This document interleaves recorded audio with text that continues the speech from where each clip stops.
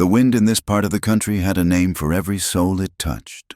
For some, it was a whisper of promise, a dry rustle of gold dust and opportunity. For most, it was a scavenger. It peeled paint from the sun-bleached planks of the town's few buildings, stole the moisture from a woman's skin, and carried the dust of failed farms from one county to the next.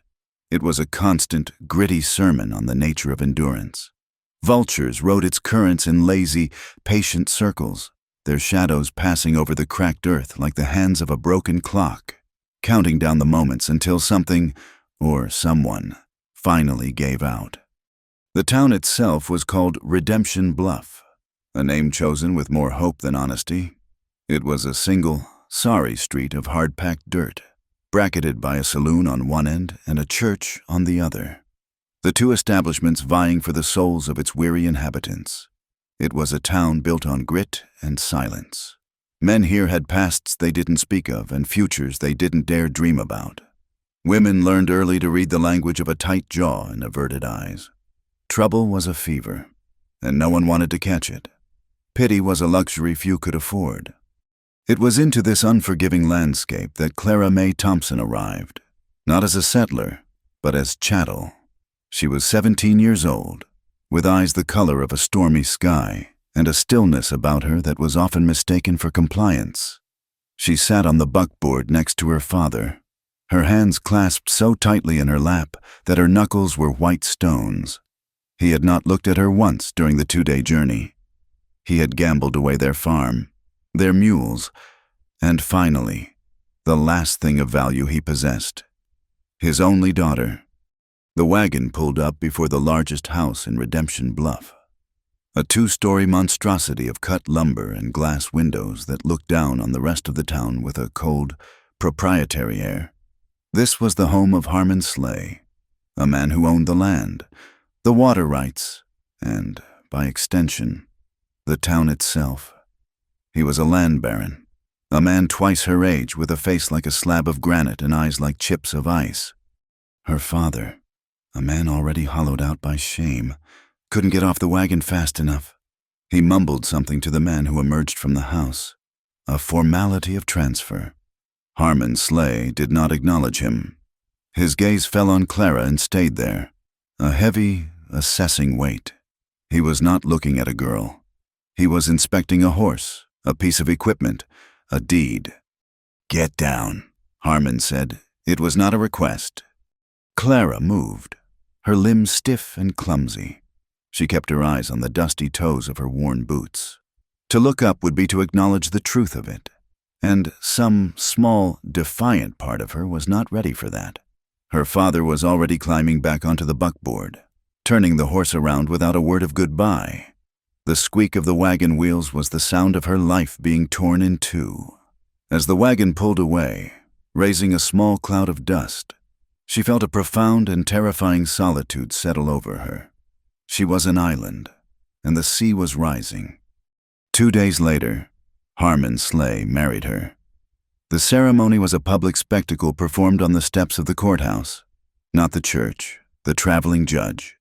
A man whose thirst for whiskey was matched only by his deference to Harmon, rushed through the words as if they were hot coals in his mouth. Harmon's grip on Clara's arm was a manacle of flesh and bone. She wore a plain dress, borrowed and ill-fitting.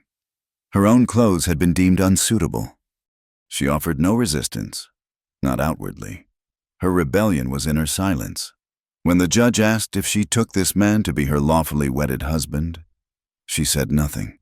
Her silence stretched, thin and taut, across the dusty street. The townsfolk who had gathered to watch shifted on their feet. Women looked away, their faces tight with a sympathy they dared not express. Men cleared their throats, their gazes fixed on some distant point on the horizon. They whispered among themselves, the sound like dry leaves skittering across the ground. A girl bought and paid for. A shame, but not their shame, not their trouble. Finally, Harmon's grip tightened until she thought the bone in her arm might snap. "She does," he grunted, his voice a low growl that carried in the still air. The judge, eager to be done, nodded quickly, and pronounced them man and wife. There was no kiss, only a rough tug on her arm as Harmon pulled her back toward the grand, cold house that was now her prison. The house was suffocating. Every surface was dark, polished wood that reflected a distorted, elongated version of her own trapped form. The furniture was heavy and ornate, chosen not for comfort but for display. There were no signs of a woman's touch, no softness, no warmth. The air was still and smelled of old paper and stale cigar smoke. A housekeeper named Mrs. Gable, a woman as severe and unyielding as the landscape, watched Clara's every move. She was Harmon's eyes and ears, a jailer in a black bombazine dress. Clara's days became a slow, agonizing march of emptiness. She was not allowed to cook, to clean, to tend a garden. Her purpose was to be present, to be seen, to be a testament to Harmon's wealth and power. She was an ornament, and ornaments were meant to be kept on a shelf, silent and still. She would sit in the parlor for hours, a book lying open in her lap, not reading a single word. She would stare out the large glass windows at the dusty street, watching people come and go, their lives continuing on a path she was no longer on. She felt like a ghost in her own life, a silent observer of a world that no longer included her.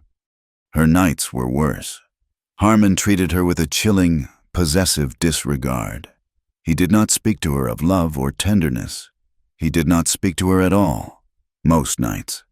There were only cold silences, the weight of his presence in the room, a physical pressure on her chest. He would sit in his chair, cleaning a pistol or drinking, his eyes occasionally flicking over to her, a look that stripped her bare and found her wanting. His displeasure was a constant, unspoken threat that hung in the air. He made it clear, in 100 small, cruel ways, that she was his property.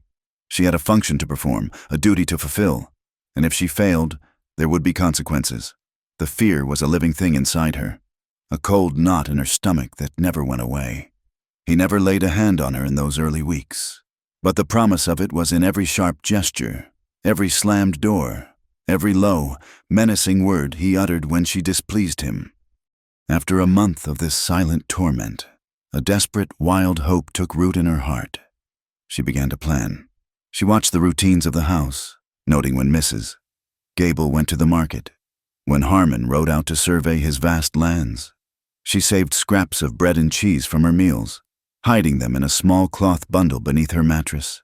The plan was simple, foolish, born of a terror that had finally become greater than her fear of the unknown. One afternoon, when Harmon was gone and Mrs. Gable was haggling over the price of flour in town, Clara slipped out the back door. She didn't take anything but her small bundle of food. She just ran. She ran with the reckless abandon of a cornered animal, her heart pounding a frantic rhythm against her ribs. The sun was hot on her back, the dusty road burning through the thin soles of her shoes. For a few glorious minutes, she felt a soaring, breathtaking freedom. It did not last. Harmon's men were everywhere. 2 riders appeared on the horizon, their forms shimmering in the heat. They saw her, spurred their horses, and cut off her escape with an almost lazy efficiency. They did not speak to her as they dragged her back, 1 man on each side, their grips bruising her arms. The punishment was swift and brutal. They took her not to the house, but to the stables. Harmon was waiting. He did not raise his voice. He watched, his face a mask of cold fury. As his men taught her the price of disobedience, they were not gentle. When it was over, they threw her into the dark, musty confines of the root cellar. The heavy wooden door slammed shut, and the bolt slid home. She was left in the darkness for 3 days. The cold stone floor seeped into her bones.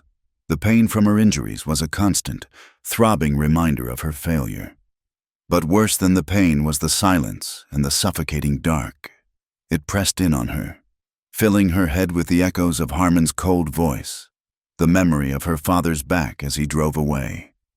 The hope that had bloomed within her withered and died, leaving only a cold, hard despair. When they finally let her out, she was pale, trembling, and utterly broken. The fire in her eyes was gone, replaced by a hollow, haunted look. She had learned her lesson. There was no escape. For months, she existed in a fog of compliance. She did what she was told, spoke only when spoken to, and made herself as small and invisible as possible. But beneath the surface of that cowed obedience, something else was happening. The despair was hardening, crystallizing into a single, sharp point of resolve. She would not live this way. She would rather die in the wilderness than live as Harmon Slay's property. She began to watch and wait again, but this time there was no foolish hope, only a grim, patient determination. Her chance came on a night when the sky itself seemed to be tearing apart. A summer storm rolled in from the plains, a monster of wind and rain and lightning. The wind howled like a grieving animal, rattling the windows in their frames. Rain lashed against the house in thick, gray sheets.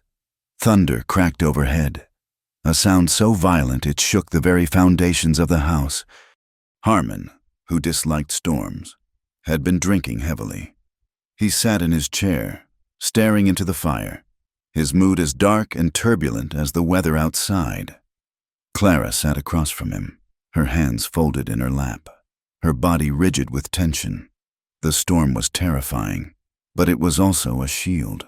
The wind and rain would cover her tracks. The thunder would mask any sound she made. Sometime after midnight, Harmon finally passed out in his chair, his head slumped to one side, a half-empty bottle of whiskey dangling from his hand. Clara waited, her heart a slow, heavy drum in her chest.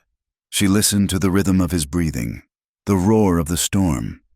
She did not allow herself to think, only to act. Silently, she slipped out of her chair. She didn't dare go to her room for her shoes or a cloak. There was no time. Barefoot, clad only in her simple cotton nightdress, she moved through the dark, silent house. Every creaking floorboard sounded like a gunshot in the oppressive quiet between claps of thunder. She reached the back door, her fingers fumbling with the latch. It swung open with a low groan and a blast of cold. Wet wind hit her, stealing her breath. She did not hesitate. She ran out into the roaring darkness, into the heart of the storm. The cold mud squelched between her toes. The rain plastered her thin nightdress to her skin, chilling her instantly. A jagged fork of lightning split the sky, illuminating the world in a stark, ghostly white for a terrifying second. She was half mad with fear, her mind a chaotic swirl of the cellar's darkness and the memory of pain. But she kept running. She stumbled through the manicured garden, her feet catching on roots and stones. A sharp pain shot up her leg as her foot came down on a broken branch. But she didn't stop. She pushed through the gate and into the open country, the fury of the storm swallowing her whole. For hours, she trudged through the darkness and the driving rain. She had no destination, no sense of direction. She was guided only by a primal instinct to put as much distance as possible between herself and that house. The world was a maelstrom of wind, water, and noise. Her fear was a constant companion, a cold presence that urged her onward even as her body screamed for rest. Her feet were cut and bleeding, her muscles burning with exhaustion. Finally, her strength gave out. She stumbled, fell to her knees in the mud, and could not find the will to get up again. Through the curtain of rain, she saw a dark shape against the horizon, a building of some kind, a barn. With the last of her energy, she crawled toward it. The large door was slightly ajar, hanging crooked on one hinge. She slipped through the opening and collapsed onto the dry, scratchy hay just inside. The scent of old wood, damp earth, and livestock filled her senses. It was the smell of safety. She curled into a tight ball, her body racked with shivers, and let the darkness take her. Eli Kane found her just before dawn. The storm had passed, leaving behind a world washed clean and silent. He had been up checking on his horses, and a splintered plank on the barn door caught his eye. He pushed it open, his lantern held high, and the soft, yellow light fell upon the small, shivering heap in the hay. At first, he thought it was a stray dog. Then he saw the pale glint of a human foot, the tangle of long, dark hair caked with mud. He moved closer, his boots silent on the dirt floor. It was a girl, barely more than a child, dressed in a soaked and torn nightdress. Her face was smudged with dirt and tear tracks, her lips blue with cold. Bruises, old and new, marred the pale skin of her arms. He knelt beside her, a wave of weariness and pity washing over him. He was a man who had made a life out of being left alone. He raised horses, kept to himself, and did not invite trouble. And this girl, whoever she was, smelled of trouble like a storm cloud smelled of rain. As if sensing his presence, her eyes fluttered open. They were wide with a wild, animal terror. She flinched away from him, scrambling backward in the hay, a small, choked sound escaping her lips. "Easy now," he said, his voice low and rough from disuse. He held up a hand, palm open, to show he meant no harm. Her eyes darted around the barn, seeing the trap she was in. Tears welled and spilled down her dirty cheeks. Her body trembled, not just from the cold, but from a terror so profound it seemed to shake her very soul. She opened her mouth to speak, her voice a raw, broken whisper. "Please," she begged, the word ragged. Don't make a sound." She looked at him, her gaze desperate, pleading. Her eyes weren't asking for silence from him, but for a shield from the world, for a moment of peace in the deafening noise of her fear. A different kind of plea came into her eyes, a deeper, more desperate need. "I'll be quiet. Just hold me." Eli stared at her, taken aback. He was not a man given to easy comfort. His hands were calloused and scarred, made for reins and ropes, not for gentleness. But he saw the raw, gaping wound of her terror, and he could not turn away. With a sigh that seemed to come from the very depths of his soul, he shrugged off his heavy wool coat. It was warm and smelled of leather and clean sweat. He laid it gently over her shaking shoulders. He did not touch her. Instead, he sat down on the hay a few feet away, his back against a wooden stall, and simply stayed. He pulled his hat down low, rested his arms on his knees, and listened to the steady drip of water from the eaves and the sound of a terrified girl's ragged breathing as it slowly, almost imperceptibly, began to even out. Outside, the sun was rising, casting long, pale fingers of light through the cracks in the barn wall. But inside, they sat together in the quiet dimness, two strangers bound by a storm and a whispered plea. The sun, when it rose, did not bring warmth, only a harsh, clarifying light. Eli found her in the same position he had left her, curled beneath his coat, her breathing a little less ragged. The barn was his sanctuary, a place of quiet, predictable rhythms, and she was a foreign object in its heart, a disruption of a peace he had spent years cultivating. He moved with the slow, deliberate economy of a man accustomed to solitude. He filled a tin basin with water from the pump, the rhythmic squeak of the handle the only sound in the still morning air. He brought it back into the barn, along with a clean rag he tore from an old shirt. He set the basin down on the dirt floor. She was awake, her eyes tracking his every movement with the wary vigilance of a trapped deer. She did not speak. He gestured to her feet, which were a mess of mud, scratches, and a particularly nasty gash on her right sole. Wordlessly, she drew them back under the coat. He understood. He simply left the basin and the rag within her reach and went about his morning chores, his movements measured and calm. He forked fresh hay for the horses, checked their hooves, and spoke to them in a low, rumbling murmur that was more vibration than language. He was creating a space for her with his own normalcy, letting the familiar sounds of the ranch be a balm.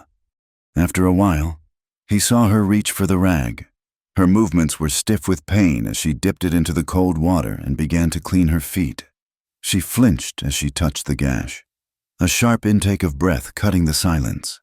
When he came back with a small tin of salve, she had finished. He knelt, not too close, and set the tin beside the basin. "That'll keep the foulness out," he said. It was the first thing he'd said to her all morning. Her head snapped up at the sound of his voice. When a horse in the far stall stamped its foot and rattled its tether, she jumped so violently that she nearly upset the basin. He saw it then, the deep-seated terror of sudden noises, of male voices. He said nothing more. He retreated to the other side of the barn and began mending a piece of tack, his hands busy, his presence steady but unintrusive. He watched her from the corner of his eye. She was just a girl, all sharp angles and hollows, as if she had been whittled down by hardship. Her thinness spoke of missed meals, her bruises of a heavy hand. Looking at her, a ghost from his own past rose unbidden. The memory came sharp and unwelcome, smelling of cheap whiskey and sawdust. It was years ago, in a saloon in a different town, a different life.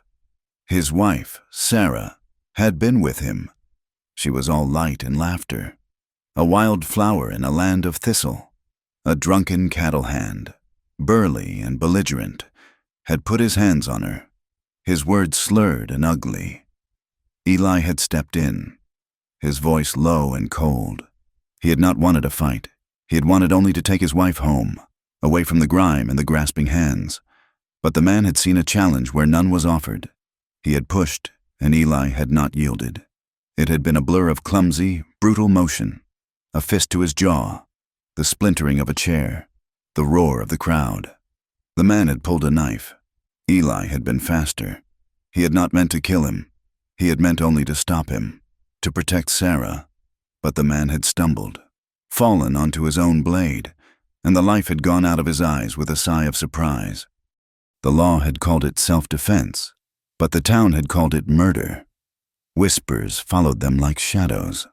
Men looked at him differently, with fear and a new, wary respect he had never wanted. They moved away a few months later, seeking a place where the past could not find them. They bought this ranch, this piece of quiet earth where he had hoped to build a new life. But the shadow had a long reach. A year later, Sarah had died in this very house, her laughter silenced by the terrible, bloody work of childbirth. He had been left with a stillborn son and a silence so vast and crushing that he thought it would swallow him whole. After that, he had pulled the silence around himself like a shroud. He raised his horses, kept his dealings with the town brief and transactional, and allowed the solitude to become his only companion. He had buried his heart with Sarah, and he had no intention of digging it up. This girl in his barn was a complication he did not need. She was a piece of someone else's trouble, and he knew from bitter experience how easily that could become his own. Days bled into one another. Clara, for that was her name, though he did not learn it for a week, remained in the barn. She was a phantom, moving only when she thought he was not looking. He would leave a plate of bread and jerky and a cup of water on a crate, and when he returned, it would be gone. The silence between them was a language. His was a choice, a hard-won peace. Hers was a cage, built of fear. Slowly, she began to trust him. It was not a grand gesture, but a series of small, fragile moments. One afternoon, she limped out of the barn and sat on a stump in the sun, her face tilted up to the warmth as if she were a plant starved of light. Another day. He found her stroking the velvety nose of his gentlest mare, her touch hesitant and full of wonder. She still would not speak much, but the terror in her eyes began to recede, replaced by a deep, weary caution. He noticed the bruises more clearly now that she was not caked in mud. They were a map of her suffering, yellowing and purple, clustered on her arms and a dark shadow along her jawline. He saw the faded lines of older scars on her back one morning when she was reaching for a cup of water he'd left for her, the thin fabric of her nightdress pulling taut. He did not ask. He did not need to. Her body was a silent testament to a cruelty he could only imagine. The sight of those marks stirred something in him, an old, dormant instinct to stand between the vulnerable and the vicious. It was the same instinct that had led to a man's death in a sawdust-strewn saloon floor, and it made him deeply uneasy. In town, Harmon Slay was a man possessed. His public humiliation was a festering wound. He had bought and paid for a wife, and she had dared to run. It was an affront to his power, an insult to his name. He offered a reward, a handsome sum for her return. No questions asked. His men, rough characters who worked for pay and fear in equal measure, began a systematic search of the surrounding countryside. They rode onto farms and ranches, their questions blunt, their eyes cold and assessing. The story twisted as it traveled, carried on the wind of gossip. Clara was no longer a frightened girl. She was a runaway wife, a faithless bride, a woman of loose morals. The whispers in Redemption Bluff grew louder, colored now with judgment instead of pity. Eli knew he could not put it off forever. His supplies were running low. He had to go to town. He found Clara in the barn, brushing one of the horses.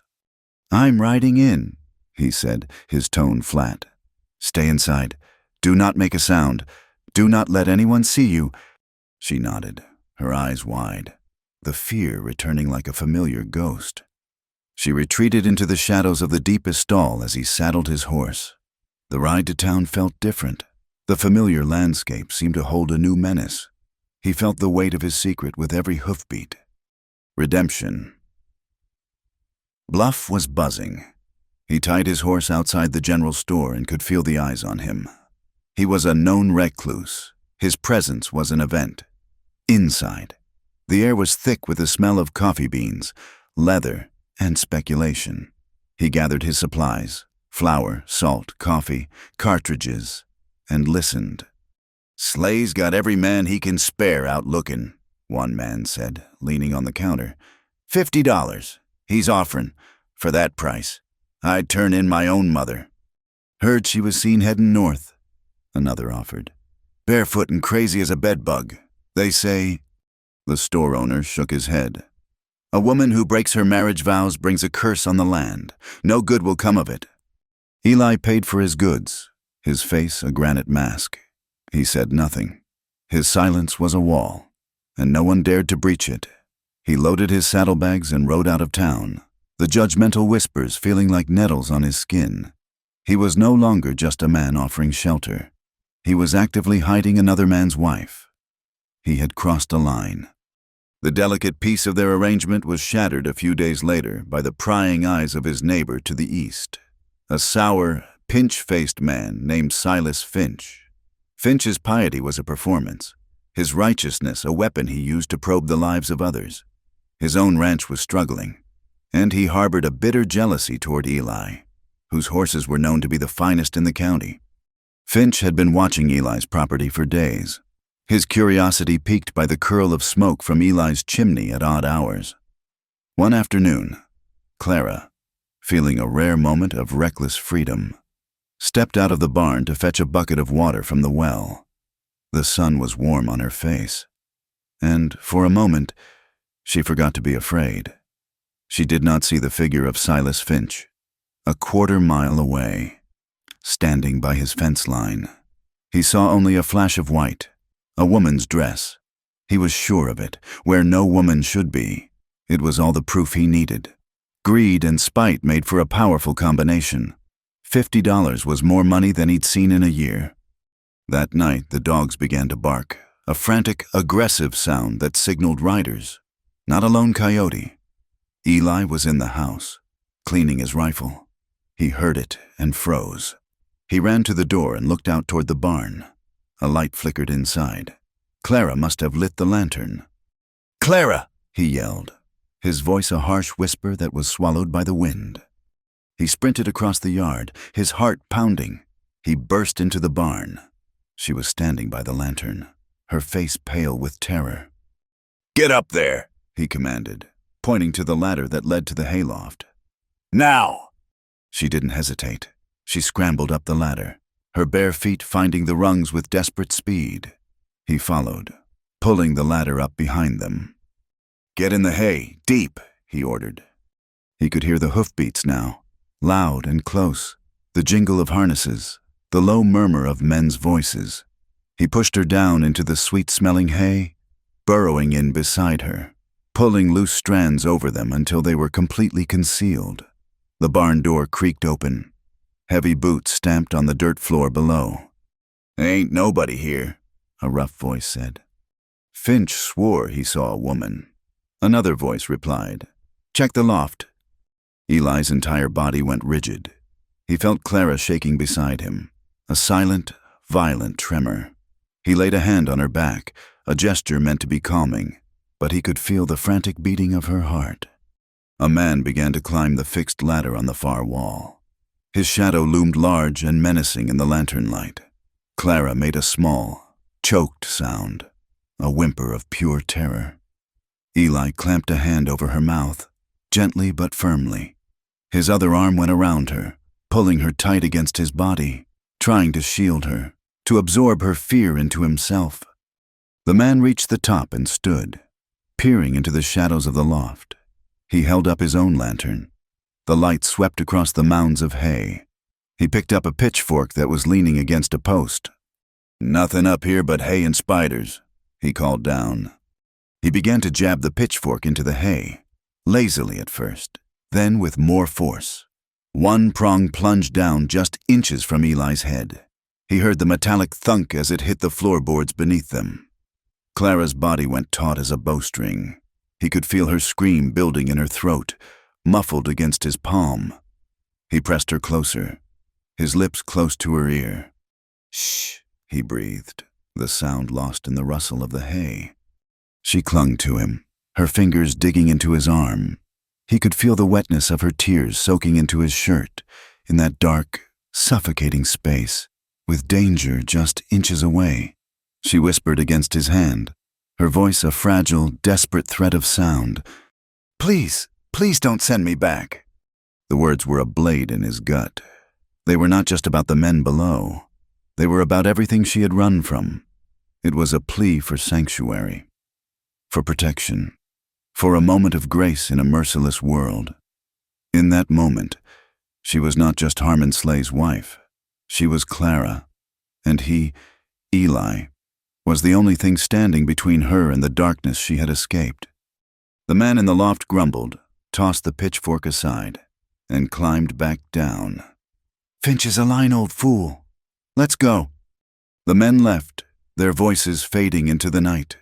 The barn door creaked shut, but Eli and Clara did not move. They remained buried in the hay, their bodies pressed together, the warmth of their shared breath creating a small, safe pocket in the vast, cold darkness. The terror of the last few minutes had stripped away all pretense. He was no longer just a reluctant host, and she was no longer just a frightened refugee. They were two people, bound together by a shared secret and a common enemy. The intimacy of the moment was profound, a raw, unspoken connection forged in fear and sealed with a whispered plea. It was not desire, not yet, but it was something just as powerful. It was the fierce, protective bond of two survivors. The next morning, Eli began to work in a disused corner of the barn. He tore out the rotting wood of an old foaling stall. He worked all day, his movements precise and purposeful. He was building a small, hidden room, a space just big enough for a cot and a small table, concealed behind a false wall that would look like stacked hay bales to a casual observer. He was building her a place to hide. He was building her a fortress. Clara watched him work, her silence filled with a dawning awe. No one had ever protected her before. No one had ever stood up for her. While he built, she found a small, discarded whittling knife and a piece of soft pine. She took them to the deepest part of the barn, and while the sound of his hammer echoed, she began to carve. Her hands, clumsy at first, grew steady. She carved the shape of a small bird, its wings outstretched, ready for flight. Then she carved a star, its points sharp and clear. They were small, simple things, but they were hers. In a life that had been stolen from her, she was beginning to create something new, something born of hope, in the quiet safety of a reclusive cowboy's barn. The wall Eli built was more than a hiding place. It was a promise, and in the quiet safety it offered, Clara began to unfurl like a dry leaf given water. The silence that had been her prison slowly became a space she could choose to fill. It started with a single word, a question whispered as he worked on a bridle. "Why?" Eli stopped his work. His hands still, he looked at her, a question in his own eyes. She gestured vaguely with her hand, a small, shy movement. "This, for me." He considered the question for a long moment, his gaze steady. He could have given a simple answer, because men were coming, because she needed to be safe, but he understood she was asking something deeper. He went back to his work, pulling the leather taut. "A man ought to stand for something," he said, his voice low, "even if it's just a patch of dirt in a quiet barn." He didn't say that she had become part of that quiet. A piece of it he felt compelled to protect. He didn't have the words for that. But his answer was enough. It was an opening. Her questions started to come more frequently after that. Small pebbles dropped into the still pool of their shared silence. She asked about the horses, their names, their temperaments. She asked about the land, how to read the clouds for rain, how to tell which plants were safe to eat. Her voice was soft, hesitant at first, as if she expected to be silenced at any moment. But he always answered, his replies brief and practical, yet never dismissive. He began to see the keen intelligence behind her fear. She was a quick study, her mind sharp and observant. When he showed her how to tie a slip knot, she mastered it in 2 tries. When he explained how to check a horse for a stone in its hoof, she listened with a focused intensity he had rarely seen in anyone. She began to help with the chores, her movements growing more confident each day. She filled the water troughs, mucked out the stalls, her slight frame surprisingly strong. The work seemed to ground her, to connect her to the simple, life-affirming rhythms of the ranch. One morning, he found her struggling to lift a heavy saddle onto the back of his mare, an old, patient animal named Daisy. The saddle was nearly as big as she was, and she grunted with the effort, her face set with determination. He watched for a moment, a rare, small smile touching his lips before he stepped forward. "Here," he said, taking the weight from her. "There's a trick to it. It ain't about strength. It's about balance." He showed her how to swing the saddle up and over, letting its own weight settle it into place. He then guided her hands, showing her how to tighten the cinch, how to buckle the straps. She listened intently, her brow furrowed in concentration. Her proximity was a strange and unsettling thing. He could smell the clean scent of hay in her hair and feel the slight warmth of her arm brushing against his. It was an innocent closeness, but it stirred something in him, a feeling so long dormant he had forgotten its name. When she successfully saddled Daisy on her own, a look of pure, unadulterated pride lit up her face. It was a small victory, but he knew it was monumental. It was the first piece of her own life she had truly taken hold of. The fear was still there, a shadow in the corner of her eyes. It surfaced whenever a rider passed on the distant road, or when he returned from a trip to the far pastures later than expected. But the space it occupied in her grew smaller each day, pushed back by the steady accumulation of small kindnesses and earned skills. A few weeks after the riders had come, on a day so bright and clear it felt like a promise, Eli decided to take 2 of the younger horses down to the river to wash them. The animals were skittish, and he needed to get them used to the water. He didn't ask Clara to come, but as he led the horses from the corral, he saw her standing by the barn door, watching him with a hopeful, questioning look. "They'll be easier with 2 sets of hands," he said, by way of an invitation. Her face broke into a smile so radiant it startled him. She walked beside him, her steps light, as they led the horses down the gentle slope to the winding, cottonwood-lined river. The water was cool and clear, chuckling over smooth stones. For the first hour, they worked in comfortable silence, their movements synchronized. He would lead one horse into the shallows, speaking to it in low, soothing tones, while she stood on the bank, holding the reins of the other.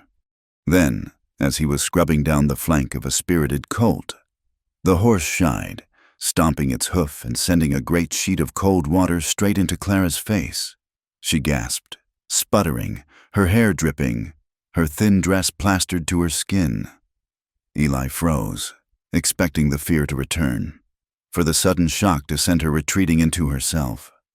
Instead, after a moment of stunned silence, a sound bubbled up from her throat.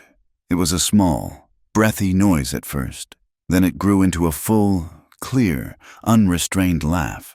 It was the sound of pure, unthinking joy, the sound of a forgotten freedom. It was, he realized with a jolt, the most beautiful thing he had ever heard.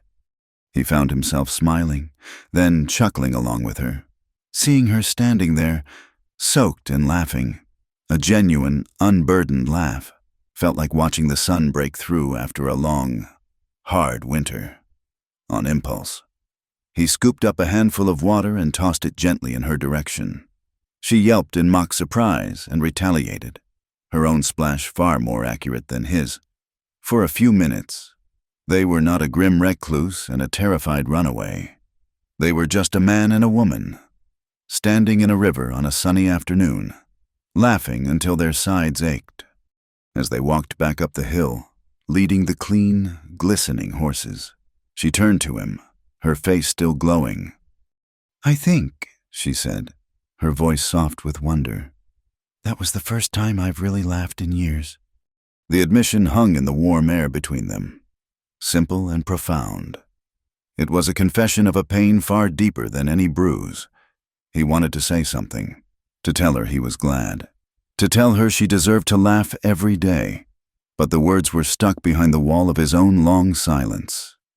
He only nodded, but he hoped his eyes conveyed what his tongue could not. The warmth of the moment was shattered when they reached the barn. The door, which he had left shut, was slightly ajar. A cold dread washed over Eli. He motioned for Clara to stay back, his hand instinctively going to the pistol tucked in his belt. He pushed the door open slowly. The inside was a chaotic mess. Hay bales were overturned. Stalls had been kicked open.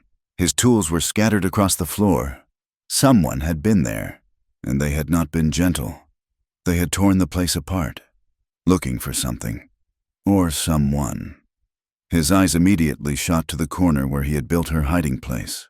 The false wall was still intact, but the search had been thorough, violent. Clara came up behind him, a small gasp escaping her lips. The laughter was gone from her face, replaced by the familiar, haunted mask of fear.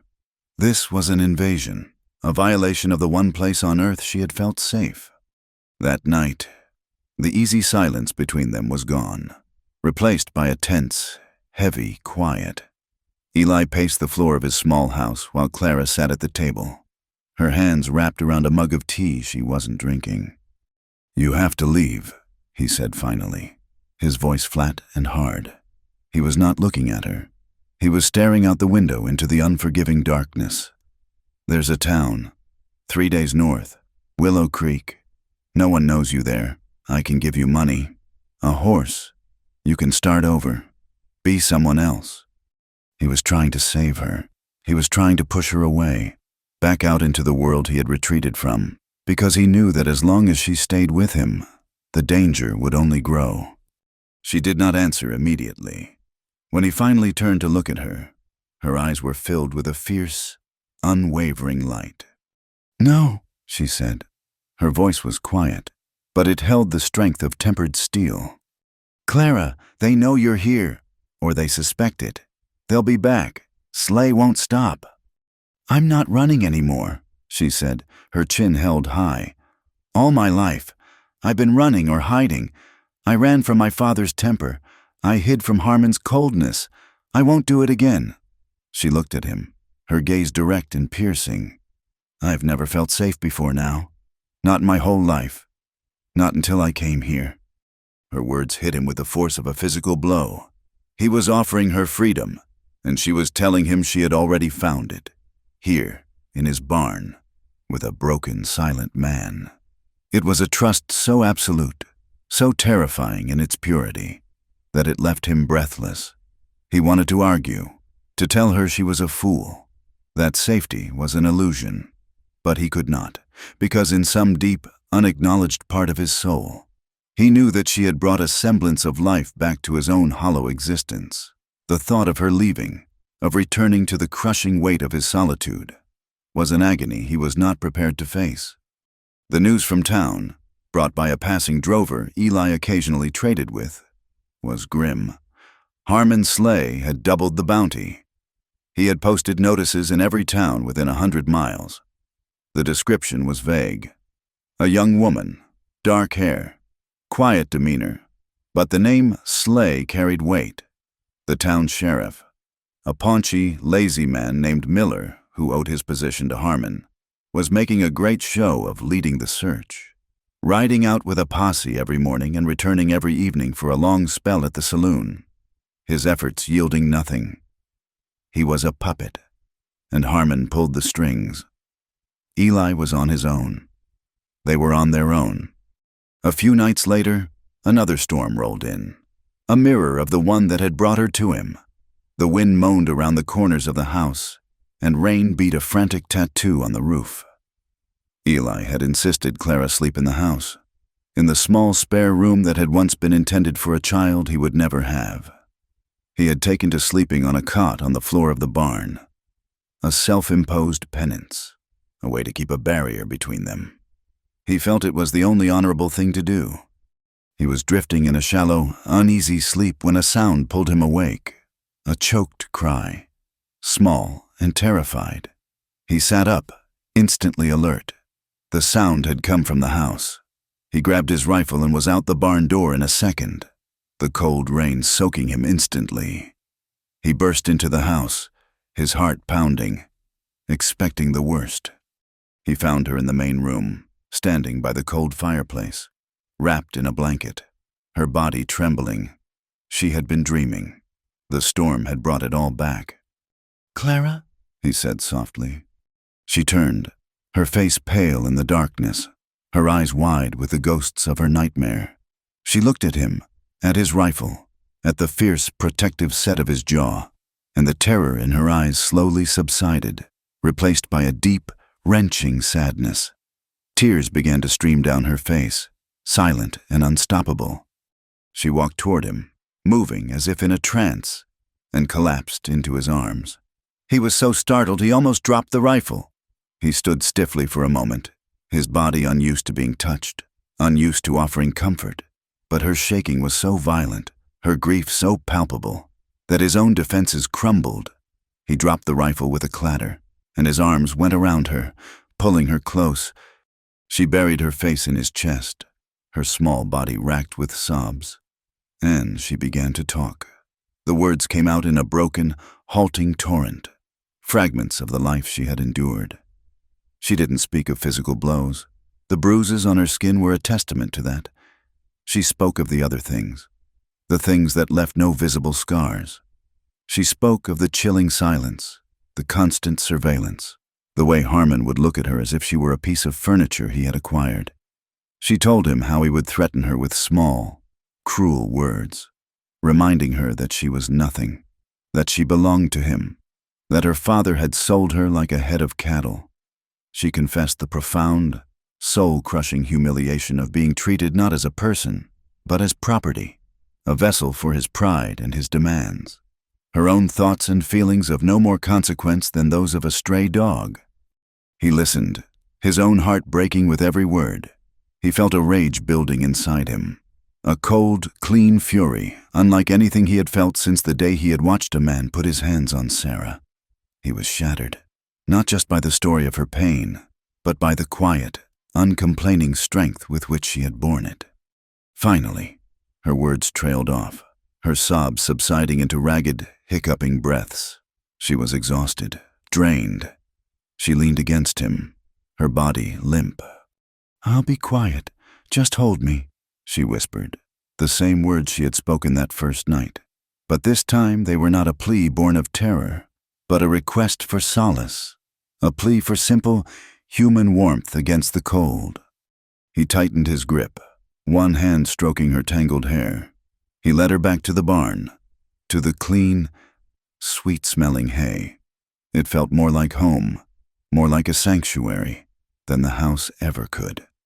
He sat down, leaning against a post, and pulled her down with him, wrapping her in his coat in his arms. They lay there together in the hay, the storm raging outside, a perfect reflection of the turmoil within them. It was not the embrace of lovers, but something deeper, purer. It was the embrace of two profoundly damaged souls who had found in each other a place to rest, a momentary reprieve from the pain of the world. He was her shield, and she, in some way he did not yet understand, was his redemption. He was on the verge of sleep, his chin resting on the top of her head, when a new sound cut through the noise of the storm. It was faint at first, then clearer, the rhythmic, sucking sound of horses' hooves in deep mud. And they were close, dangerously close. He went still, every muscle tensed. He felt Clara stiffen in his arms. She had heard it too.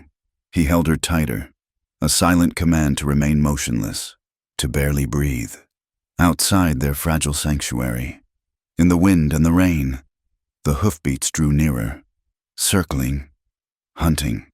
The world was not going to leave them alone. The hoofbeats in the storm were a phantom, a trick of the wind. They passed without stopping, fading into the howl of the night. But they left an indelible mark on the silence that followed.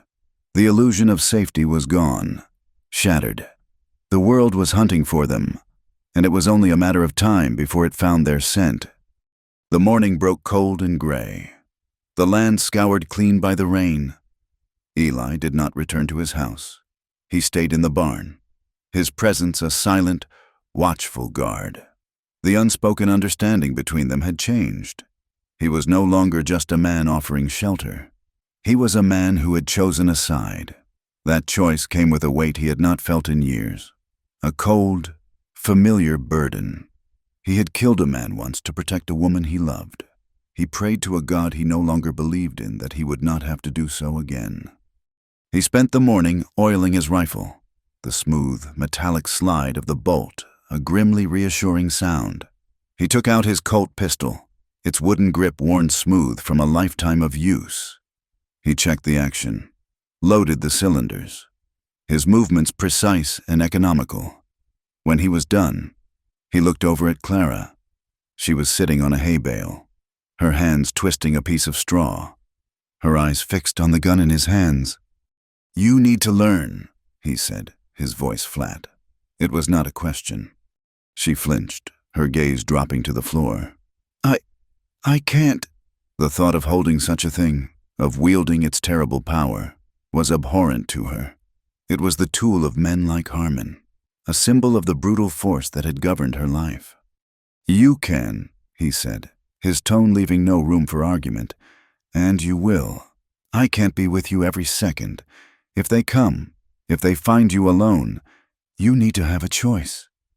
He stood and walked toward her, holding out the pistol. "Grip first. A choice you've never had before." She stared at the gun as if it were a coiled snake. It was heavy, far heavier than she had imagined. The cold steel seemed to leach the warmth from her hand. He took her outside, to the far end of the corral, and set up a row of tin cans on a fence post. His instruction was patient, methodical. He showed her how to stand, how to brace her arm, how to line up the sights. "Don't think about the noise," he told her. "Don't think about the kick. Just look at the can. See nothing else." Her first shot went wide, the explosion deafening in the quiet morning. The recoil slammed her wrist back, and she cried out, dropping the gun in the dust. She stood trembling, her hands stinging, her ears ringing. The violence of it, the sheer, unbridled power, terrified her. "I can't," she whispered again, tears of frustration and fear welling in her eyes. Eli picked up the pistol and wiped the dust from it with his sleeve. He did not scold her. "Again," he said, his voice calm but firm. He placed it back in her hand, closing her fingers around the grip. "This time, be ready for it. Lean into it. Don't let it push you back. You push first." She tried again and again. Her shots were wild, kicking up dust in every direction but the right one. But she did not drop the gun. With every shot, a piece of her terror was chipped away, replaced by a hard, stubborn resolve. He was right. This was a choice. This was power. Not the cruel, domineering power of harm and slay, but the desperate, defiant power of a cornered animal. Finally, on her 10th shot, a miracle happened. She squeezed the trigger, and one of the tin cans flew from the fence post with a satisfying ping. She stared, her arm still outstretched, smoke curling from the barrel of the pistol. A slow, fierce smile spread across her face. It was not a smile of joy, but of grim, hard-won satisfaction. She lowered the gun, her hand steady now. She looked at Eli, her eyes blazing with a light he had never seen before. "No man," she said, her voice low and shaking with the force of her conviction, "will ever drag me back again." Her newfound strength was soon to be tested, not by a gun, but by the poison of whispers. The town was turning on Eli. Silas Finch's story had taken root and spread like a noxious weed. Eli was no longer just a recluse. He was a sinner, a man harboring another man's wife. He was corrupting an innocent, or worse, abetting a harlot. When he rode into town for supplies, the silence that greeted him was no longer respectful. It was cold, hostile, and judgmental. Men turned their backs as he passed. Women gathered their children closer, pulling them away as if he were carrying a plague. The condemnation came to a head one afternoon outside the general store. Eli was loading his saddlebags when the preacher's wife, a formidable woman named Martha Albright with a face set in lines of permanent disapproval, marched up to him. She was the town's self-appointed moral compass, and she had found her true north in this scandal. Clara, who had insisted on coming, wanting to feel the sun and a sense of normalcy, was standing by the horse, her face pale. Mr. Kane." "Mrs." Albright began, her voice ringing with piety. "The good people of this town are troubled. They are troubled by the company you keep." Her eyes flicked to Clara, a look of profound disgust on her face. "My company is my own business, ma'am," Eli said, his voice a low rumble. "Not when it brings sin and shame into our midst," she retorted, her voice rising. "That girl," she pointed a bony finger at Clara, "is a runaway. She broke a sacred vow made before God and man. She is ruined." The word hung in the air, ugly and final. Ruined. It was a brand, a condemnation from which there was no appeal. Clara had heard it whispered about other women, women who had made mistakes or had been the victims of misfortune. It was a word that erased a person, turning them into a cautionary tale. In the past, she would have shrunk from the accusation, her shame a cloak she would have pulled tightly around herself. But something had changed in her. The girl who had learned to shoot a pistol was not the same girl who had arrived barefoot and broken. She took a step forward. Her hands were trembling, but she balled them into fists at her sides. She looked directly into Martha Albright's cold, unforgiving eyes. "I am not ruined," Clara said. Her voice was not loud, but it cut through the murmuring of the onlookers who had gathered to watch the confrontation. "I am alive." "Mrs." Albright scoffed. "You are an adulteress in the eyes of the Lord." "The Lord did not watch me be sold like livestock to pay a debt," Clara shot back, her voice gaining strength. "The Lord did not stand by while I was treated like a piece of property, to be used and discarded. And the Lord did not see a sacred vow and a promise I was forced to make with a man's hand bruising my arm." She took another step, her small frame radiating a righteous fury. "You stand here and you talk of sin. But what is the greater sin? A girl fighting for her life, or a town that stands by and whispers while she suffers. You look at me and you see a scandal. You should look at me and see a human being. A stunned silence fell over the street. No one had ever spoken to Martha Albright that way. The woman's face was a mask of pure, unadulterated outrage. She opened her mouth, then closed it again, for once in her life rendered speechless. Clara held her gaze for a moment longer, then turned, her head held high, and walked back to the horse. Eli, a look of quiet, profound admiration on his face, finished tying his saddlebags and followed her. As they rode out of town, she could feel the eyes of the people on her back, but for the first time, she did not feel their judgment. She felt only the strength of her own voice, a thing she had thought was lost forever.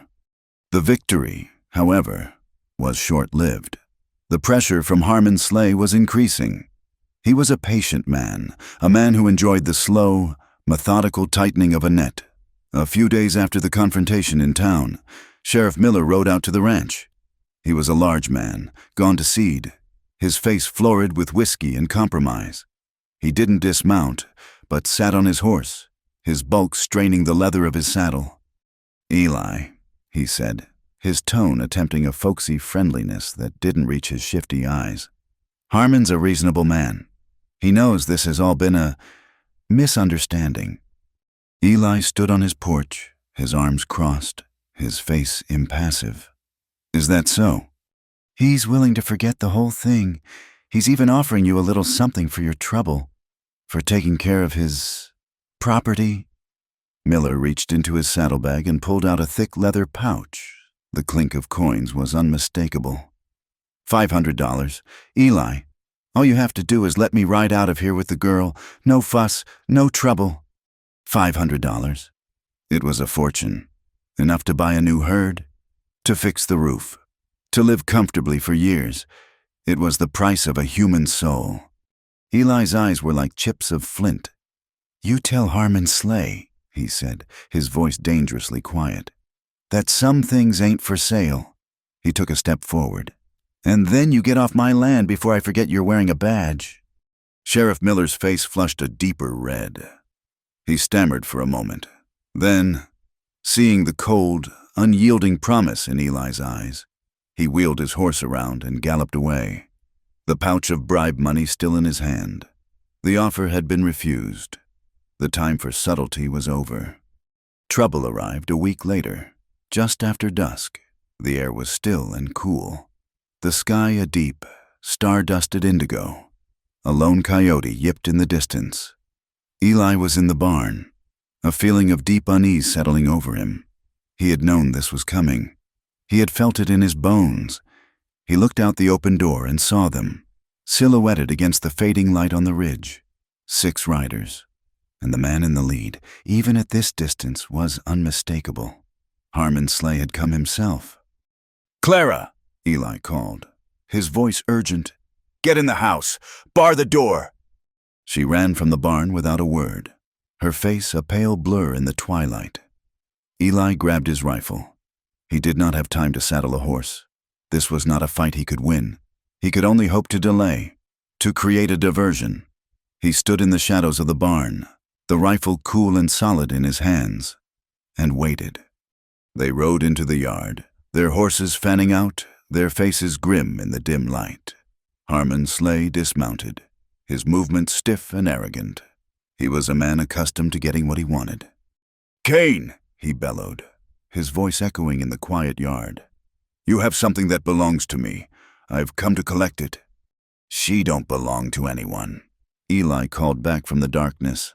"Least of all you." A sneer twisted Slay's lips. "She is my wife, by law. You are a thief and an adulterer. Send her out, and I might be inclined to be lenient." "That's not going to happen." Slay laughed, a short, ugly sound. "Then we'll do this the hard way." He nodded to his men. They raised their rifles. Eli fired first, not at a man, but at the lantern hanging on the porch of the house, plunging the yard into near total darkness. In the confusion, He fired again, this time at the water trough, the sound of the bullet striking wood and the gush of water adding to the chaos. He was not trying to hit them. He was trying to give Clara a chance. "Clara, the hills!" he yelled. "Run!" He fired 2 more shots, providing cover as he sprinted from the barn toward the back of the house. He heard the whine of bullets past his head, the sharp crack of rifles splitting the night. He reached the back porch as Clara burst out the door. He grabbed her hand, and they ran, plunging into the darkness of the open country, the sound of shouting and gunfire behind them. They ran until their lungs burned and their legs ached, scrambling up the rocky, brush-covered hills that bordered his property. They found shelter in a shallow cave, a gash in the rock face hidden by a thicket of manzanita. They huddled together in the darkness, listening. For a long time, they could see the flicker of lanterns in the yard below, hear the faint shouts of the men searching for them. Eventually, the lights faded and the sounds died away. They were alone. Eli managed to gather enough dry wood to build a small, smokeless fire deep in the cave. The tiny flame pushed back the oppressive darkness and the chilling cold. They sat side by side, watching the fire dance, the silence between them thick with unspoken fear and relief. He had lost everything, his home, his horses, his solitude. All he had left was this girl, and the trouble she had brought with her. And yet, as he looked at her, her face soft and flickering in the firelight, he felt no regret. After a long while, she turned to him. Her eyes were dark pools of emotion. She leaned in, her movement slow and deliberate, and pressed her lips to his. It was a soft, tentative kiss, as gentle as a sigh. It was not a kiss of passion, but of gratitude, of solace, of a deep and profound connection that had been forged in fear and defiance. He pulled back as if burned. A wave of shame and self-loathing washed over him. What was he doing? She was a child, a frightened refugee who depended on him for her very life. He was no better than Slay, taking advantage of her vulnerability. "Clara, we can't," he rasped, his voice hoarse. I'm not." She looked at him, her expression soft, understanding. She reached out and placed her small, warm hand on his rough, bearded cheek. She saw the war in his eyes, the battle between his honor and his heart. "Eli," she said, her voice a whisper, but clear and strong in the quiet of the cave. "I am not a child, and you are not him." She looked directly into his eyes, her gaze unflinching. "I'm not afraid of you." Her words were a balm to his tormented soul. She was not a victim he was taking advantage of. She was a woman, making a choice. With a ragged sigh, he pulled her into his arms, burying his face in her hair. She wrapped her arms around his neck, holding on as if he were the only solid thing in a world that was falling apart. They did not kiss again. They simply held each other. 2 survivors huddled around a tiny flame, while the vast, hostile darkness of the world waited for them just outside the mouth of the cave. They stayed that way until the first pale light of dawn crept over the horizon, haunted by what the day would bring. But for a few precious hours, they were not alone. The dawn that broke over the hills was a cold, impartial witness. It offered no comfort, only the harsh clarity that they could not hide forever. In the pale light, Eli looked at Clara. The exhaustion was plain on her face, but beneath it was a new hardness, a resolve that had been forged in the fire of the previous night. He had spent the dark hours turning their options over in his mind, and each path led to the same grim conclusion. Running was a slow death, sooner or later. Slay's money and influence would find them. There was only one path left, a desperate, foolhardy charge directly into the heart of the enemy's territory. "Stay here," he said, his voice rough with lack of sleep. "Barricade the cave entrance as best you can. Don't come out for anything." She looked at him, her eyes wide with alarm. "Where are you going?" "To finish this," he said. He gave her the pistol he had taught her to use. "I mean it.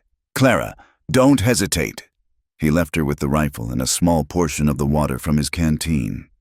He did not kiss her goodbye. He did not trust himself to. He simply turned and began the long walk back toward the town, a lone figure moving through the gray dawn with a grim, unyielding purpose. It took him most of the morning to reach Redemption Bluff. He entered the town not as a fugitive, but as a man with a reckoning to deliver. He walked down the center of the dusty street, his face set like stone, his eyes scanning the storefronts until he found what he was looking for. Harmon Slay and 2 of his men were just coming out of the saloon, their morning whiskey evident in their swagger. Slay saw him and stopped. A slow, cruel smile spread across his face. "Well, look what the cat dragged in. Come to beg for your life. Cain." Eli kept walking until he was 10 feet away. The street went quiet. People stopped what they were doing, sensing the electric tension in the air. "I'm done with you hiding behind your money and your hired guns. Slay," Eli said, his voice low and clear, carrying in the still air. "This is between you and me." Slay's smile faltered, replaced by a flash of rage. "You have a lot of nerve for a man about to be hanged." "Maybe," Eli said, "but I'll take my chances face to face, something you know nothing about." The insult hit its mark. Slay's face purpled. He was a man whose authority had never been questioned, and the public challenge was more than his pride could bear. "You'll regret those words," he snarled, and lunged. The fight was not a display of skill. It was a brutal, ugly explosion of violence. Slay was bigger and heavier, and his first charge sent Eli stumbling backward. He threw wild, powerful punches, fueled by rage and arrogance. Eli was quicker. He took a heavy blow to the jaw that sent a spray of blood from his lip, but he weathered the storm, ducking under a clumsy swing and driving his own fist hard into Slay's gut. The older man grunted, the wind knocked out of him.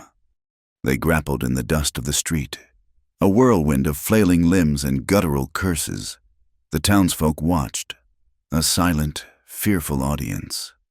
Eli was driven by a cold, righteous fury, the image of Clara's bruised face burning in his mind. Slay fought with the viciousness of a cornered tyrant, his power challenged for the first time. Eli landed a clean punch to Slay's nose, and the crunch of breaking cartilage was sickeningly loud. Slay roared in pain and fury, wiping blood from his face, and charged again. They crashed into a horse trough, the rotting wood splintering under their combined weight. For a moment, Eli was on top, his hands on Slay's throat, the urge to squeeze the life from this vile man, a roaring fire in his blood. But then he saw the ghost of another man dying on a sawdust floor, and he pulled back. In that moment of hesitation, Slay's men moved in, pulling him off, just as they did. Sheriff Miller arrived, his face a mask of false authority. "That's enough," he yelled, conveniently ignoring the fact that Slay had started the fight. He saw Eli, bruised and bleeding but defiant, and Slay being helped to his feet by his men, his face a bloody mess. Miller made his choice instantly. He drew his pistol and pointed it at Eli. "Eli Cain, you're under arrest for assault and disturbing the peace." Eli didn't resist as they bound his hands. He had known this would happen. This was part of the plan. As they dragged him toward the squat stone building that served as the town jail, he saw the faces of the crowd.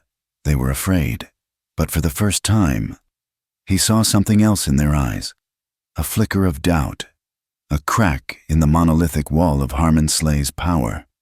From her hiding place in the hills, Clara heard the news from a boy who was out hunting rabbits. She had waited for hours, her anxiety a living thing. And when the boy told her he'd seen Eli Cain hauled off to jail after a fight with Harmon Slay, a cold dread filled her. But it was immediately followed by a fierce, protective anger. She would not let Eli rot in a cell for her. She made her way into town under the cover of dusk, her heart pounding with every step. She went straight to the sheriff's office. Miller was sitting at his desk, a bottle of whiskey at his elbow. He looked up as she entered, his eyes narrowing. "What do you want?" he grumbled. "I want to tell you what happened," she said, her voice trembling slightly. "Eli was defending me. Harmon Slay, he's the one who broke the law." Miller let out a short, ugly laugh. He took a long swallow of whiskey and wiped his mouth with the back of his hand. "Listen, girl," he said, his voice thick with contempt. "Nobody in this town cares what you have to say. You're a girl who broke her vows. Your word ain't worth the dust on my boots. Now get out of here before I throw you in a cell for vagrancy." His dismissal was a slap in the face, but it solidified her resolve. The law was a closed door. She would have to find another way. Late that night, she crept to the side of the jailhouse. There was a small, barred window at the back of the building. She peered through it, and in the dim moonlight, she could see a figure lying on the cot inside. "Eli," she whispered, her voice barely a breath. He sat up, startled, and came to the window. His face was bruised and swollen, but his eyes, when they found hers in the darkness, were clear and intense. "Clara, what are you doing here? You have to get out of town. Run, now, while you have the chance." "No," she said, pressing her fingers through the bars, wishing she could touch him. "I'm done running." She looked at him, her gaze fierce and unwavering. "I won't leave you." A look of profound relief and deep worry washed over his face. They stood there for a long, silent moment, the cold iron bars separating them, their connection a tangible thing in the darkness. It was a brief, intense moment of shared purpose, a vow made in the shadows. Finally, he nodded. "Be careful," he whispered, and she slipped back into the night. She knew she could not fight Harmon's power alone. She needed allies. She needed truth. And the truth, she suspected, was a secret buried in the fearful hearts of the townspeople. She thought back to the stories she had overheard, the whispers about Harmon Slay's past.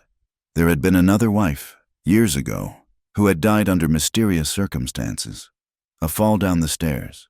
The official story went. Clara found her in the town's small, neglected cemetery. The name on the headstone read Eleanor Slay.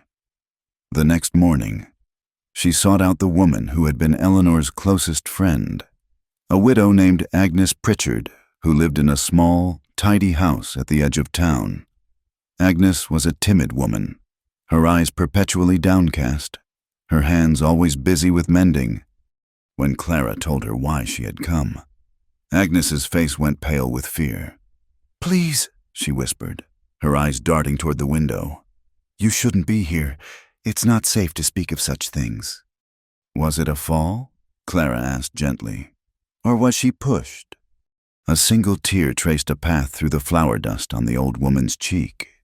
She looked at Clara, at the desperation and the courage in the young girl's face, and something in her, a grief long suppressed, finally broke free. "He has a darkness in him," Agnes whispered, her voice shaking. "Eleanor, she had bruises, too. She said she was clumsy. I never believed her. The day she died, we were supposed to meet. She never came. He said she fell. No one ever questioned it." Clara reached out and took the older woman's trembling hand. "I believe you," she said, "and I need your help. Eli is in jail because he stood up to him. I can't let him be the only one." Agnes's story, once uncorked, gave her a sliver of courage. She told Clara about a ranch hand who had been beaten nearly to death by Slay's men over a dispute about wages, and who had left town in fear of his life. She spoke of another family, run off their land when Harmon had dammed their creek, their legal claims disappearing in a courthouse fire. Each story was a piece of a larger, terrifying puzzle. Clara spent the next 2 days walking the dusty streets of Redemption Bluff. She did not raise her voice.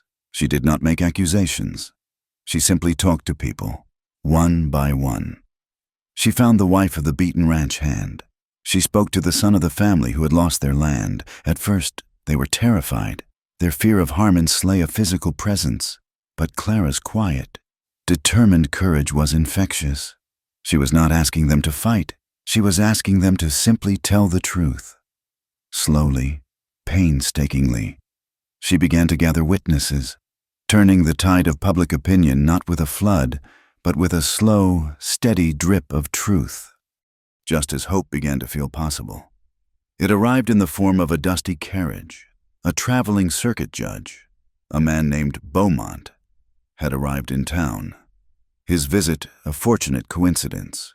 He was a stern, impartial man, his reputation for fairness known throughout the territory. A hearing was arranged for the following day to address the matter of the assault charges against Eli Kane.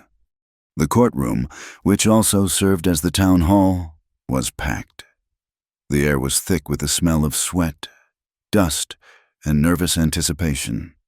Harmon Slay sat at the front, flanked by his lawyer, his face a mask of arrogant indignation, the bruises from his fight with Eli a stark reminder of his public humiliation. Eli stood beside the sheriff, his hands still bound, his expression calm and watchful. Clara sat in the front row, a small, solitary figure in a borrowed dress. Judge Beaumont entered, his black robes giving him an air of solemn authority. The room fell silent. He read the charges in a dry, clear voice. When he was done, he looked at Eli. "Do you have anything to say in your defense?" Before Eli could speak, Clara stood up. Every eye in the room turned to her. Her heart was a frantic bird against her ribs. But she held her ground. "Your Honor," she said, her voice trembling but clear. "My name is Clara, and this is not about a fist fight. This is about what happened to me." A murmur went through the crowd. Judge Beaumont looked at her, his gaze sharp and assessing.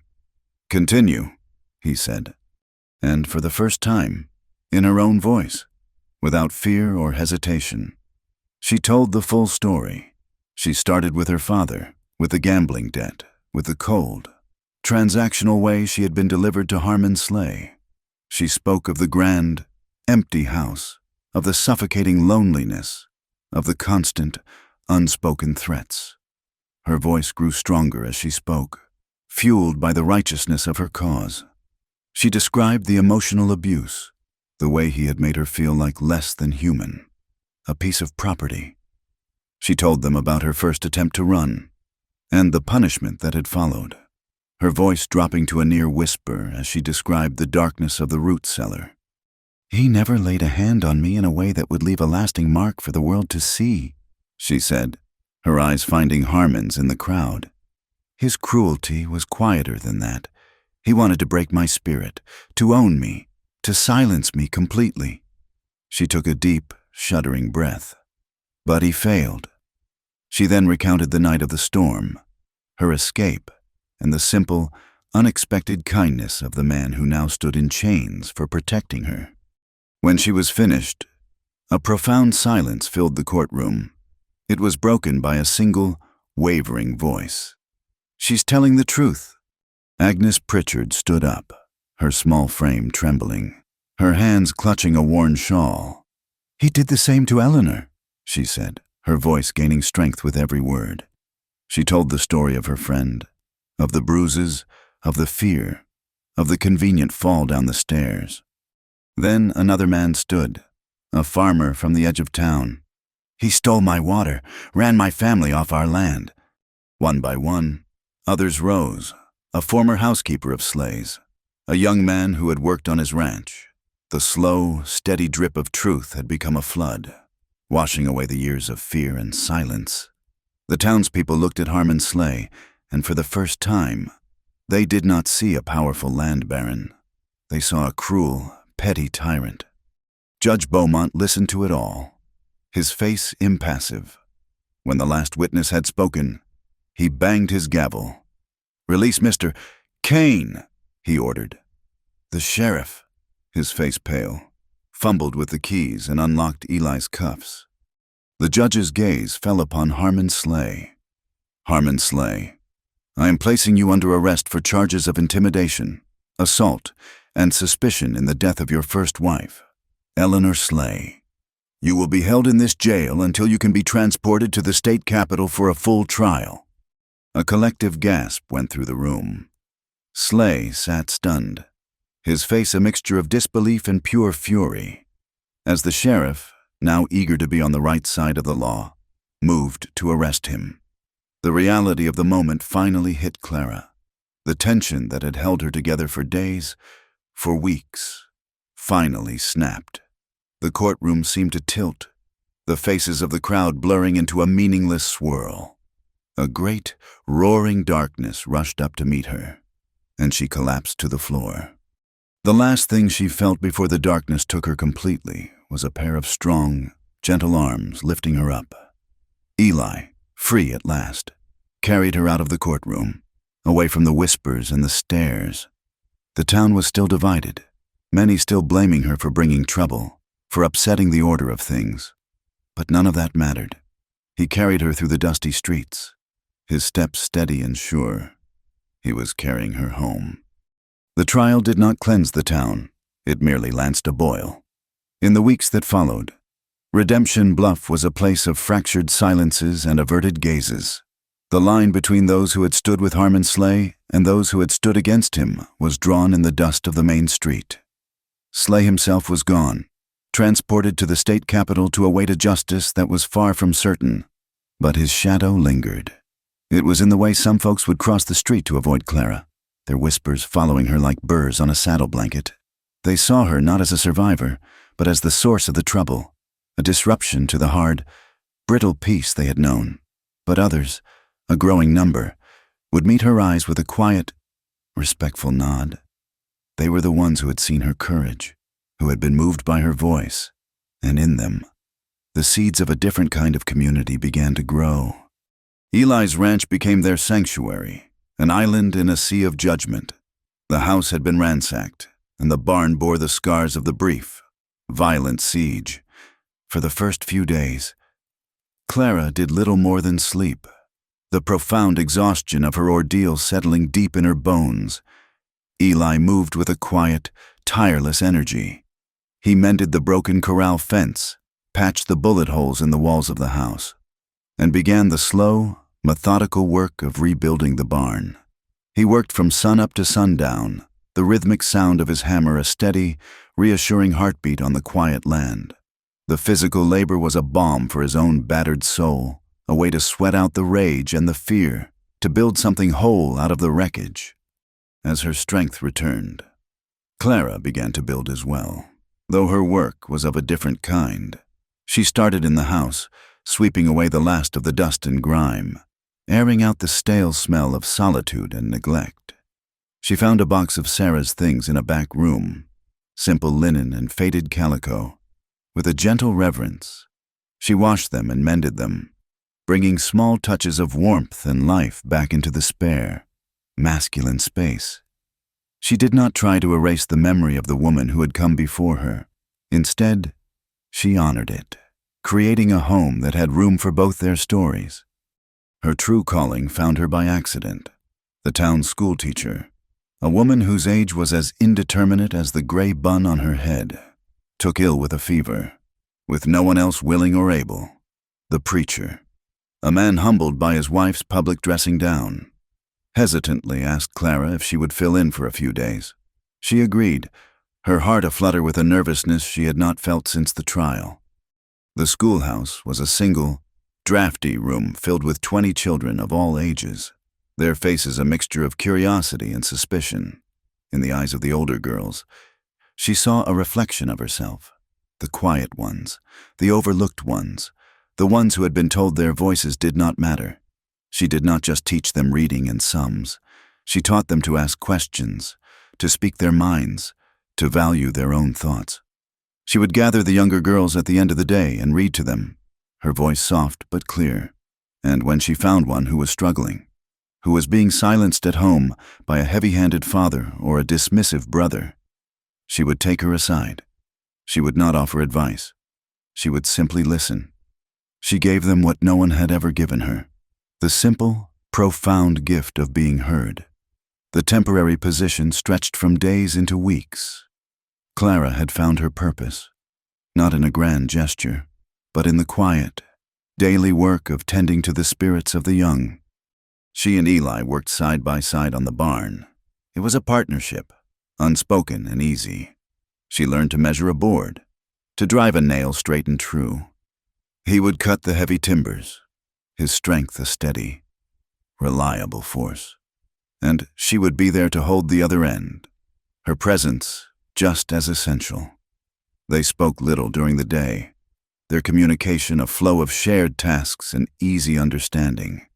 In the evenings, they would sit on the porch, tired and content, and watch the sun bleed across the western sky. In these quiet moments, their conversations would drift, sharing small pieces of themselves, filling in the vast, empty spaces of their pasts. The intimacy between them grew like a sturdy, slow-growing oak after the trial. She had moved into the spare room in the house, but the nightmares still came, leaving her trembling and slick with a cold sweat. One night, after a particularly bad one, she had walked out to the barn, where Eli still slept on his cot. She had not said a word, but had simply taken a spare blanket and curled up in a pile of fresh, sweet-smelling hay not far from him. He had woken and seen her there, a silent question in his eyes. She had given him a small, tired smile, and he had understood. From then on, they both slept in the barn. They had separate cots, a respectful distance between them, but the simple knowledge of his presence in the darkness was a comfort beyond measure. It was an intimacy built not on demand, but on shared vulnerability. It was the quiet trust of lying awake in the dead of night, listening to the sound of another's breathing, and knowing, with absolute certainty, that you were safe. One morning, as the sun cast long, golden shafts of light through the newly repaired barn walls, Clara approached him as he was brushing down one of the horses. She held something in her cupped hands. It was a small, exquisitely carved wooden bird. Its wings swept back as if in mid-flight. The pine was smooth and pale, the details of the feathers etched with a delicate, patient hand. She had been working on it for weeks, in stolen moments at the end of the day, her whittling knife a more familiar tool to her now than a needle and thread. She held it out to him.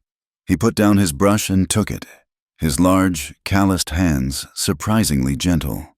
He turned the small bird over and over, marveling at the life she had managed to breathe into the simple piece of wood. "It's beautiful," he said, his voice thick with an emotion he could not name. She looked at him, her stormy eyes clear and direct. "I made it for you," she said softly, "because you taught me how to fly." Her words struck him with a force that left him breathless. He looked from the bird in his hand to her face, and he saw it all. The terrified girl in the hay, the defiant woman in the town square, the gentle teacher in the schoolhouse. He had not taught her to fly. He had only opened the cage door. Her own courage had done the rest. In that moment, the last of the walls around his own broken heart crumbled to dust. The love he felt for her, a love he had been trying to deny, to suppress, to deem unworthy, rushed in and filled him completely. He set the bird down carefully on a ledge. He took a deep breath, knowing that what he was about to say could change everything. He had to give her the same freedom she had given him. "Clara," he began, his voice rough. "For a long time, since my wife died, I've been a man living in a house with no windows, just stone walls. You came and you knocked a hole in those walls. You let the sun in." He looked down at his hands, then forced himself to meet her gaze. "What I'm trying to say is, I've fallen in love with you." He saw the flicker of surprise in her eyes, and he rushed to continue, needing her to understand the shape and nature of his confession. "But that's my burden to carry, not yours. You've spent your whole life being owned by one man or another. I will not be another cage. You are free. You can stay here for as long as you like, or you can take my fastest horse and ride to any life you choose, and I will not stand in your way. Your happiness, your freedom, that's all that matters. I just needed you to know." He had offered her his heart with open hands, expecting nothing in return. He had given her the ultimate respect. the ultimate choice. She looked at him, and a slow, radiant smile spread across her face. It was the smile from the river, but deeper, richer, filled with a woman's knowing and a woman's love. She did not say a word. She simply took his hand and led him out of the barn, into the bright, clear morning. She led him to the middle of the yard, under the vast, endless bowl of the western sky. There, in the full light of day, with the wind in her hair and the sun on her face, she stood on her toes and kissed him. It was not the desperate, grateful kiss from the cave. It was a kiss of choice, a kiss of promise, a kiss that sealed a bond forged not in fear, but in mutual respect and a deep, abiding love. That night, the hayloft was no longer just a place to store feed. It was their home.